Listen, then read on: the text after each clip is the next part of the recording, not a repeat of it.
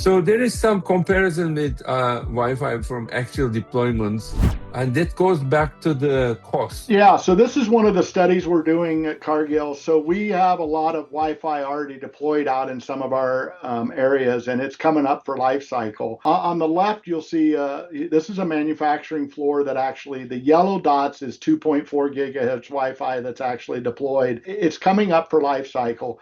So our outsourcer had reached out to that site and said, hey, we're going to life cycle your Wi-Fi. And actually in doing that, we have ran an analysis of that. And not only do we need to deploy and redo the yellows, we need to add the greens in the mount because we're going to go to 5 gigahertz. And they've given them a cost of the change of the yellows and the adding of the greens. And so then we have come in and said, hey, if we move this site to 5G, here's what it would take to cover that site with 5G. This many APs. This site only uses tablets and scan guns out in this area. So that's a big caveat there. You have to look at the device ecosphere. If they're using laptops out there, you would have to decide, are you willing to put dongles in the laptops or not? You have to figure out, do you have cameras out there? You have to figure out what's out in that device ecosphere before you say, I'm going to rip Wi-Fi out. If this was a carpeted space, I would say, you're out of that. You can't do a carpeted space. But if it's out on the manufacturing floor, Cargill's targeting not life cycling APs. We're going to switch to 5G. And in doing that, this project, even in switching out the devices from a Wi-Fi device to a 5G device, it is cheaper for us to make that switch all inclusive from going from a Cisco to a 5G.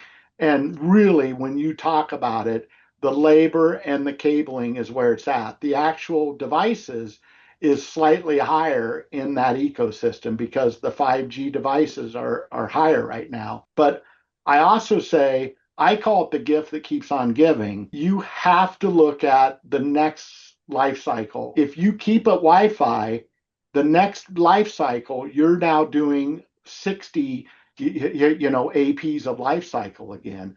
So you still have that upfront, added cost. And the next life cycle of private 5G, you're just doing 5 APs. And what's your life cycle length of Wi-Fi versus 5G?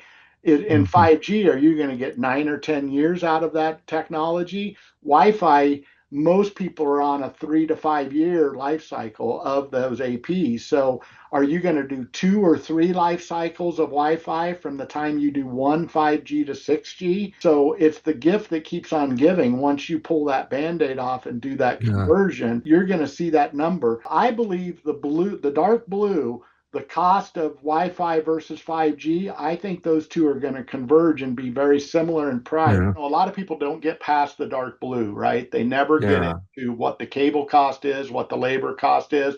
Because a lot of times in IT, that becomes a local cost to the local site, and IT doesn't care about that, right? It's on to the local business to do that, and they just have to eat that. But we're pulling that in to say to Cargill, this is an overall win to Cargill.